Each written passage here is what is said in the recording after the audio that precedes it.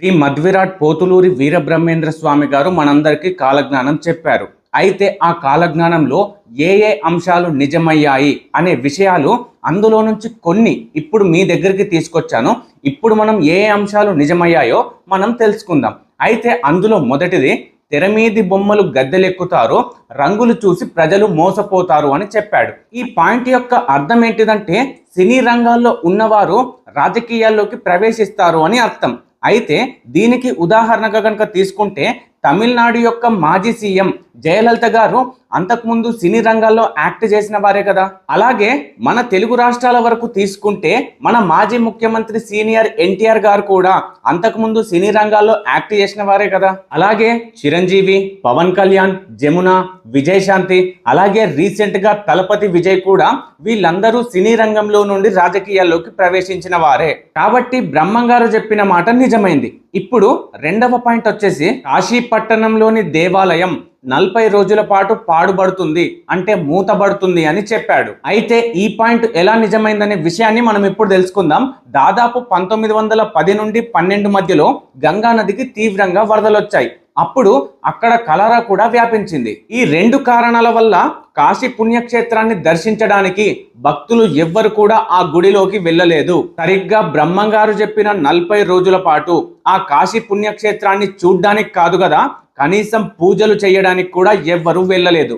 ఈ విధంగా కాశీ క్షేత్రంలో 40 రోజులు ఆ క్షేత్రం మూతపడింది. ఇక తర్వాత పాయింట్ వచ్చేసి, ఒక అంబ మన దేశాన్ని 16 సంవత్సరాలు పాలిస్తుంది అని చెప్పాడు. దీనికి మనం ఉదాహరణగా తీసుకుంటే ఇందిరాగాంధీ గారు 16 సంవత్సరాలు మన దేశానికి ప్రధానమంత్రిగా పనిచేశారు. ఇక్కడ బ్రహ్మం గారు అంబ అని మెన్షన్ చేశారు కదా.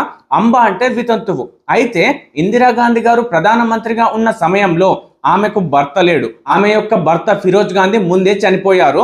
అలా ఇందిరాగాంధీ గారు వితంతువుగా 16 సంవత్సరాలు మన భారతదేశాన్ని పరిపాలించారు. సో బ్రహ్మం గారు చెప్పింది ఇందిరాగాంధీ ద్వారా మనకు ప్రూవ్ అయింది. తర్వాత పాయింట్ ఏంటంటే, రాచరికాలు రాజుల పాలన నశిస్తాయని చెప్పాడు. అయితే మన భారతదేశంలో ఇప్పుడున్నది రాజుల పాలన కాదు, కనీసం జమీందారుల పాలన కూడా కాదు. కాబట్టి ఇప్పుడున్నదల్లా కేవలం ప్రజాస్వామ్యము, మంత్రులు. ఈ మంత్రులు అనేవారు రాజుల పాలన లెక్క తండ్రి తర్వాత కొడుకులు రారు. ప్రజలు ఎవరైతే గెలిపిస్తారో వాళ్ళు మాత్రమే రాజకీయాల్లోకి ప్రవేశిస్తారు, వాళ్ళు మాత్రమే మనల్ని ఏలుతారు. కాబట్టి బ్రహ్మం గారు కాలజ్ఞానంలో చెప్పిన ఈ విషయం కూడా నిజమైంది. తర్వాత పాయింట్ ఏంటంటే, ఆకాశాన వెళ్లే పక్షినాదులు కూలి కింద పడి చాలా మంది మరణిస్తారు అని చెప్పాడు. దీని యొక్క అర్థం ఏంటిదంటే, గాల్లో వెళ్లే వాహనాలు అంటే విమానాలు ఆకాశం నుండి కింద కూలి చాలా మంది మరణిస్తారు అని అర్థం. అయితే బ్రహ్మం గారు కాలజ్ఞానం చెప్పే సమయానికి ఆకాశంలో ఫ్లైట్లు గాని విమానాలు గాని లేవు. కేవలం అప్పుడు ఉన్నది ఒక పుష్పక విమానం మాత్రమే. అయితే బ్రహ్మం గారు చెప్పిన విషయం ఎలా నిజమైందంటే, ఉదాహరణకి మనం వైఎస్ రాజశేఖర్ రెడ్డి గారిని, అలాగే సౌందర్య గారిని, అలాగే రీసెంట్ గా జరిగిన అహ్మదాబాద్ యొక్క ప్లేన్ క్రాష్ కూడా మనకు ఉదాహరణలే. తర్వాత పాయింట్ వచ్చేసి, జనసంఖ్య విపరీతంగా పెరిగిపోతుందని చెప్పాడు. ఇప్పుడు మన ప్రపంచంలో జనాభా అయితే విపరీతంగా పెరుగుతుంది. దీనికి ఉదాహరణ అవసరం లేదు.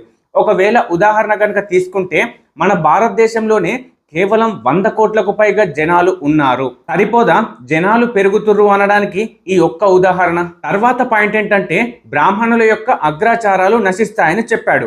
అయితే ఇప్పుడున్న బ్రాహ్మణులకు ఈ విషయం తెలియదు, కానీ అప్పట్లో బ్రాహ్మణులకు దాదాపు 100 ఎకరాల వరకు అగ్రాచారాలు ఉండేవి. కానీ ఇప్పటి బ్రాహ్మణులకు అగ్రాచారాలు కాదు కదా, కనీసం ఉండడానికి సరిగ్గా ఇల్లులు కూడా లేవు. తర్వాత పాయింట్ ఏంటంటే, హైదరాబాద్ లో తురకలు మరియు హిందువులు పరస్పరం యుద్ధం చేసుకుంటారని చెప్పాడు.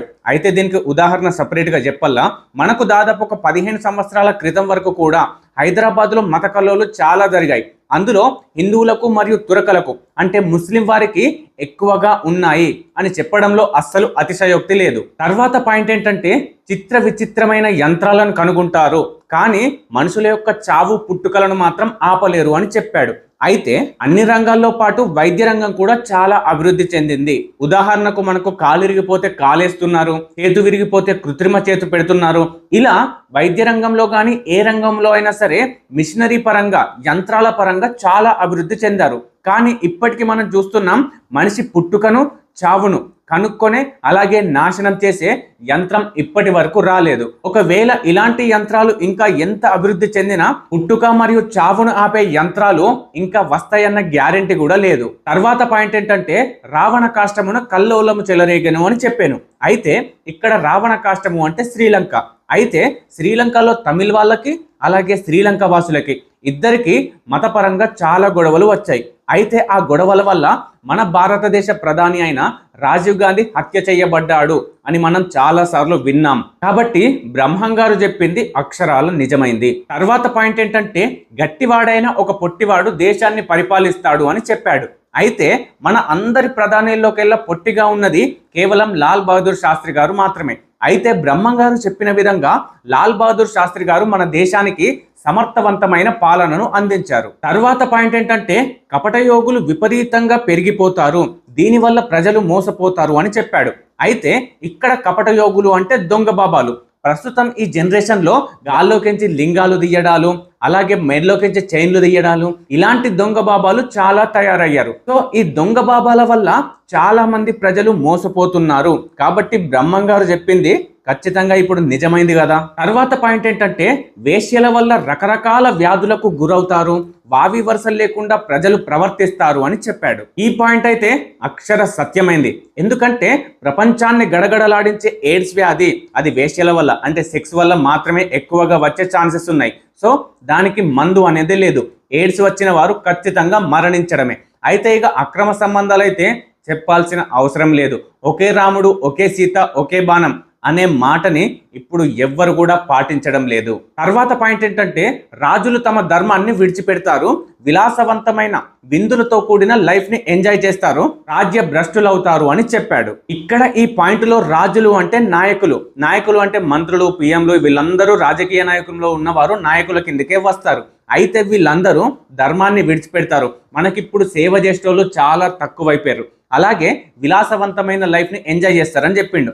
అయితే ఇక్కడ వాళ్ళు ఎక్కడెక్కడికో దేశాలకు వెళ్ళి ఎంజాయ్మెంట్ అనే పేరుతో సెక్స్ కానీ లేకపోతే నాన్ వెజ్ తినడం కానీ ఇలా బయట ఏదైనా సందర్భాల్లో ఎంజాయ్ అనే పేరుతోని వాళ్ళు విలాసవంతమైన జీవితాన్ని గడుపుతున్నారు, అలాగే రాజ్య భ్రష్టులవుతున్నారు. అంటే మన దేశానికి నష్టం కలిగించిన వారు అవుతున్నారు అని ఈ పాయింట్ యొక్క అర్థం. కాబట్టి ఈ పాయింట్ కూడా అక్షరాల బ్రహ్మం గారు చెప్పినట్టే నిజమైంది. తర్వాత పాయింట్ ఏంటంటే పంటలు సరిగ్గా పండవు, అలాగే పాడి పశువులు పాలు సరిగ్గా ఇవ్వక అనేక రోగాలు వస్తాయి, అలాగే కరువు తీవ్రంగా వస్తుంది అని చెప్పాడు. బ్రహ్మం గారు చెప్పిన ఈ పాయింట్ కి ఉదాహరణ చెప్పాలంటే ఫస్ట్ లో తెలంగాణలో కొన్ని జిల్లాల్లో మాత్రమే కరువు ఉండేది.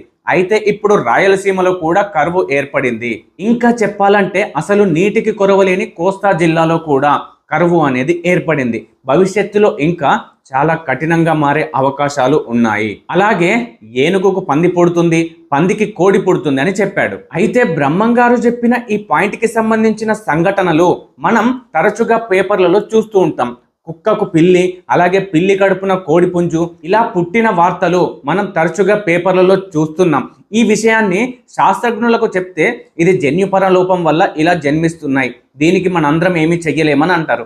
అయితే బ్రహ్మం గారు ఈ విషయాన్ని తన దివ్య దృష్టిలో అప్పట్లోనే కాలజ్ఞానంలో చెప్పడం చాలా గొప్ప విషయం. తర్వాత పాయింట్ ఏంటంటే వావి వరుసలు మర్చిపోతారు, అలాగే తండ్రి కొడుకును కొడుకు తండ్రిని ఇద్దరు దూషించుకోవడం అంటే తిట్టుకోవడం సర్వసాధారణంగా మారుతుంది అని చెప్పాడు. అయితే ఇప్పుడున్న జనరేషన్లో తండ్రి కొడుకులు కేవలం తిట్టుకోవడం మాత్రమే కాదు చంపుకునే వరకు వచ్చాయి. అయితే తనకు ఆస్తి పంచియలేదని తండ్రిని మరియు తల్లిని ఇద్దరిని చంపించినట్టు మనకు వార్తలు కోకొల్లలుగా వస్తాయి, మనం పేపర్లో కూడా చూసినాం. అట్లనే చెప్పిన మాట వినలేదని కొడుకును అలాగే కోడల్ని ఇద్దరిని చంపేసినట్టు మనం అప్పట్లో పేపర్లో కూడా విన్నాం. అయితే ఆ చంపిన తండ్రి ఒక డాక్టర్ కూడా. తర్వాత పాయింట్ ఏంటంటే దుర్మార్గులు రాజ్యమేలుతారు, వాళ్ళ కింద మంచి ప్రవర్తన కలవాళ్ళు అనవసరంగా చాలా కష్టాలు పడి వాళ్ళ చేతుల్లో మరణిస్తారు అని చెప్పాడు. అయితే ఇప్పుడున్న ఈ జనరేషన్ లో దుర్మార్గులు అంటే రౌడీ షీటర్లు రాజకీయ నాయకులుగా మారుతున్నారు. అలాంటి రాజకీయ నాయకుల కింద ఎంతో మంది మంచి ప్రవర్తన కలవాళ్ళు వాళ్ళ చేతుల్లో చిత్రహింసలు అనుభవించి మరణిస్తున్నారు. కాబట్టి దీనికి స్పెషల్ గా ఉదాహరణ చెప్పాల్సిన అవసరం లేదు. కాబట్టి బ్రహ్మం గారు చెప్పిన మాట నిజంగా బ్రహ్మవాక్యే. తర్వాత పాయింట్ ఏంటంటే నీళ్లతో దీపాల్ని వెలిగిస్తారని చెప్పాడు. అయితే ఇప్పుడు ఒక సందర్భం వచ్చింది కాబట్టి మీకు ఒక చిన్న కథ చెప్తా. ఇంతకు ముందు షిరిడి సాయిబాబా గురించి మీకు తెలిసే ఉంటది. సో ఆ షిరిడి సాయిబాబా వర్తకుల దగ్గర ఆయిల్ని అంటే నూనెని తీసుకొచ్చి తన ఆశ్రమంలో దీపాల్ని వెలిగించేవాడు. అయితే ఒకసారి వర్తకులందరూ మేము ఈ బాబాకి ఎందుకని నూనె ఇవ్వాలి అని అనుకున్నారు. అప్పుడు ఆ వర్తకులందరూ ఆ బాబాకు నూనెను ఇవ్వలేదు. అయితే సాయిబాబా గారికి ఎవ్వరు నూనె ఇవ్వకపోవడంతో వెంటనే తన ఆశ్రమంకి వచ్చి ఏదైతే నూనె డబ్బా ఉంటుందో ఆ నూనె డబ్బాలో కొద్దిగా నీళ్లు పోసి దాన్ని కొద్దిగా అటు ఇటు ఊపి మళ్ళీ ఆ నీళ్లతోనే దీపాలను వెలిగించాడు. కాబట్టి బ్రహ్మంగారు కాలజ్ఞానంలో చెప్పిన విషయాన్ని సాయిబాబా గారు రుజువు చేశారు. తర్వాత పాయింట్ ఏంటంటే విదేశీయులు వచ్చి భారతదేశాన్ని పరిపాలిస్తారు. అయితే మనం పురాతనంలో చూసుకుంటే ఫస్ట్ మునులు, ఆ తర్వాత తదితరులు, ఆ తర్వాత పోర్చు వారు, ఆ తర్వాత డచ్ వారు, ఆ తర్వాత గ్రీస్ వారు, ఆ తర్వాత మహమ్మదీయులు, ఆ తర్వాత బ్రిటిష్ వాళ్ళు, ఇలా చాలా సంవత్సరాలు భారతదేశాన్ని విదేశీయులు పరిపాలించారు. ఇంత పరిపాలన, ఇంత అధికారం వాళ్ళకు ఎందుకు వచ్చిందంటే కేవలం మన లోపల మనకు ఐకమత్యత, యూనిటీ లేకపోవడం వల్ల మాత్రమే వచ్చింది. తర్వాత పాయింట్ ఏంటంటే మాచెర్లలోని ఒక ఊరిలో ఒక్క స్త్రీ కారణంగా ఎంతో మంది రాజులు తన్నుకొని మరి యుద్ధాల్లో మరణిస్తారు అని చెప్పాడు. అయితే మాచెర్లలోని నాగమ్మ వల్ల అనేక మంది రాజులు చిన్న చిన్న పట్టింపులకు పోయి ఆమె వల్ల యుద్ధం దాకా వచ్చి ఆ యుద్ధంలో మరణించారు. కాబట్టి బ్రహ్మంగారు చెప్పిన మాట ఇక్కడ నాగమ్మ మాచర్లలో నిజమైంది. తర్వాత పాయింట్ ఏంటంటే ఒకరి భార్యను ఇంకొకరు వశపరుచుకుంటారు, అలాగే స్త్రీ పురుషుల్లో భేదం లేకుండా కామం పెరిగిపోతుంది అని చెప్పాడు. అయితే దీనికి ఉదాహరణ కనుక తీసుకుంటే ఇప్పటి జనరేషన్లో ఎంతమంది భార్యలు కేవలం ఒక్క భర్తతోనే ఉన్నారు? లేరు కదా, చాలా మంది అఫైర్లు పెట్టుకున్నారు. కాబట్టి ఈ భార్యతోని ఆ భర్త, ఆ భార్యతోని ఈ భార్య అన్నట్టు చాలా మంది అఫైర్లు పెట్టుకున్నారు.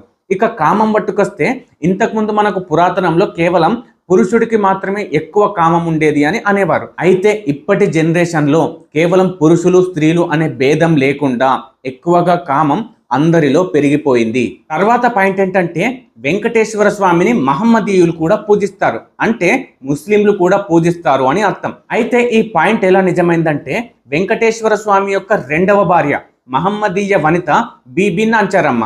కాబట్టి మహమ్మదీయులందరూ బీబీ నాంచారమ్మకు పూజ చేస్తారు. సో భార్యకి పూజ చేస్తే ఆటోమేటికల్లీ భర్తకి పూజ చేసినట్టే. కాబట్టి బీబీ నాంచారమ్మకు పూజ చేస్తే వెంకటేశ్వర స్వామికి పూజ చేసినట్టే. అలా మహమ్మదీయులు అంటే ముస్లింలు ఖచ్చితంగా బీబీ నాంచారమ్మకు అలాగే మన వెంకటేశ్వర స్వామికి పూజ చేసినట్టే. అయితే బ్రహ్మంగారు చెప్పిన ఈ పాయింట్ ని ఈ సమయంలో వెంకటేశ్వర స్వామి నిరూపించాడు. తర్వాత పాయింట్ ఏంటంటే కృష్ణ గోదావరి నదుల మధ్య ఆవులు గుంపులు గుంపులుగా కూడి చచ్చిపోయాను అని చెప్పాను. అయితే ఈ పాయింట్ నిజం ఎలా అయిందంటే కృష్ణా గోదావరి కలిసే చోటు మన రాష్ట్రంలోనే ఉంది. అయితే అప్పుడు కృష్ణా జిల్లాలో వచ్చిన తుఫాను వల్ల అనేక ఆవులు మరణించాయి. తర్వాత పాయింట్ ఏంటంటే ఇది చాలా విచిత్రంగా ఉంటుంది. విచిత్రమైన ఒక ఈత చెట్టు పుడుతుంది, అది రాత్రి పడుకుంటుంది, అలాగే మధ్యాహ్నం సమయంలో మళ్ళీ లేస్తుంది. ఇలా 8 సంవత్సరాలు గడిచిన తర్వాత ఆ చెట్టు చనిపోతుంది. అలా చనిపోయిన తర్వాత తీవ్రమైన కరువు వస్తుంది అని చెప్పాడు. అయితే ఈ పాయింట్ అక్షరాల నిజమైంది. అయితే కర్నూలులోని చేబ్రోలు గ్రామంలో ఒక డొంక రోడ్డు దగ్గర ఒక ఈత చెట్టు ఉండేది. అది రాత్రిపూట ఆ రోడ్డుకు అడ్డంగా పడుకునేది. అలాగే మధ్యాహ్నం సమయంలో అంటే ఉదయం కాగానే మళ్ళీ లేచి నిల్చుండేది. ఇలా దాదాపు 8 సంవత్సరాలు గడిచిన తర్వాత ఆ చెట్టు అనేది మరణించింది. ఈ వార్త ఫోటోలతోని సహా మనం పేపర్లలో చూసాం, అప్పట్లో వచ్చింది కూడా. తర్వాత పాయింట్ ఏంటంటే ప్రయాగ తీర్థంలో చాలా మంది మరణిస్తారు అని చెప్పాడు. అయితే ఇక్కడ ప్రయాగ అంటే మన హిందువుల యొక్క ఒక పుణ్యక్షేత్రం. ఆ క్షేత్రంలో జరిగిన రీసెంట్ గా మహాకుంభమేళని తీసుకుందాం. ఆ మహాకుంభమేళలో ఎంతో మంది గేటు పడి చాలా మంది చనిపోయారు. కాబట్టి బ్రహ్మంగారు చెప్పింది అక్షరాల నిజమైంది. తర్వాత పాయింట్ ఏంటంటే సరస్వతీదేవిని దుకాణాల్లో అమ్ముతారు అని చెప్పాడు. అయితే ఇప్పుడున్న ఈ జనరేషన్లో చదువుకోవడం కంటే చదువు కొనడానికే జనాలు ఇష్టపడుతుర్రు. ఎక్కడైనా ఫేక్ సర్టిఫికెట్లు వస్తాయేమో, ఎక్కడైనా డిగ్రీ సర్టిఫికెట్లు వస్తాయేమో, ఎక్కడైనా ఈ సర్టిఫికెట్లు కొంటే జాబ్ ఇస్తారేమో అని చెప్పి జనాలంతా నాలెడ్జ్ని గెయిన్ చేసుకోవడం పోయి కేవలం పేపర్లు అంటే చదువును కొనడానికే ఇష్టపడుతున్నారు. దానికి తగ్గట్టు సరస్వతీదేవిని అమ్ముకుంటున్నారు చాలా మంది. తర్వాత పాయింట్ ఏంటంటే ముందు ముందు ముత్యమంత బంగారం కూడా దొరకదని చెప్పిండు. అయితే రీసెంట్ గా 2026లో బంగారం యొక్క రేటు దాదాపు 2 లక్షల దాకా వచ్చింది. కాబట్టి దీన్ని బట్టి మనం ఏమర్థం చేసుకోవచ్చు, రాను రాను బంగారం కొనడం కాదు, కనీసం చూద్దామంటే కూడా దొరకది. తర్వాత పాయింట్ ఏంటంటే తూర్పు దిక్కున ఒక దేశము నవనాగరికతతో పెరిగి మళ్ళీ తిరిగి ధన దరిద్రులైపోతారు అని చెప్పాడు. అయితే ఇక్కడ తూర్పు దిక్కు తూర్పు దేశం అనగా జపాన్ ని మనం ఉదాహరణగా తీసుకుందాం. అయితే జపాన్ మొదటి ప్రపంచ యుద్ధంలో విజేతగా నిలిచింది, అక్కడ ధనవంతులుగా మారింది. అలాగే రెండవ ప్రపంచ యుద్ధంలో జపాన్ మరి క్షీణంగా ఓడిపోయింది. దానివల్ల అక్కడ క్షిపణులు పేలడం వల్ల చాలా మందికి క్యాన్సర్ ఇలాంటి రోగాలు వచ్చి చాలా మంది మరణించారు. కాబట్టి బ్రహ్మం గారు తూర్పు దేశాన్ని చాలా పెరిగి దారిద్ర్యంలోకి వెళ్తారు అంటే జపాన్ ని ఇక్కడ ఉదాహరణగా తీసుకోవచ్చు. సో ఇది ఫ్రెండ్స్ వీడియో. బ్రహ్మం గారు కాలజ్ఞానంలో ఏమేమి అంశాలు నిజమయ్యాయో ఇప్పుడు నేను చెప్పాను. ఇంకా చాలా ఉన్నాయి.